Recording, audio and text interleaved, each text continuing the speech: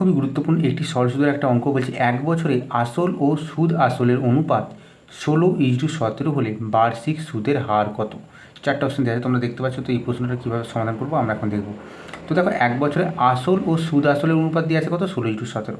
তার মানে আসল যদি আমরা ধরি 16x এবং সুদ আসল তাহলে হয়ে যাবে 17x। ঠিক আছে, তাহলে এখান থেকে যে 16x থেকে 17x, তাহলে সুদ কত টাকা পেয়েছে? না, x টাকা। তার মানে দেখো খুব সহজে আমরা পেয়ে যাচ্ছি আয়ের মানটা হচ্ছে x টাকা, পি এর মানটা দেখো 16x টাকা। ঠিক আছে, আর এর মানটা দেখো, আর এর মানটা দেওয়া নেই, তো আর এর মানটা জিজ্ঞাসা করছে। এবং টি এর মানটা কত? না, বার্ষিক। তার মানে টি এর মানটা হচ্ছে 1 বছরের ক্ষেত্রে। তাহলে আমরা খুব সহজেই পেয়ে যাবো এখান থেকে। আমরা কি জানি? আর সমান আমরা জানি 100 গুণিত আই ডিভাইডেড বাই পি এবং টি। ঠিক আছে, তো এখানে মানগুলো বসিয়ে দাও। তো 100 গুণ চিহ্ন দিয়ে আয়ের মান কত? আয়ের মান হচ্ছে এক্স। নিচে বসিয়ে দিলাম পি এর মান কত? পি এর মান হচ্ছে 16x। এবং টি এর মান কত? টি এর মান হচ্ছে 1। দেখো এক্স এক্স কেটে গেল, উপরে থাকছে 100, নিচে থাকছে কত? 16।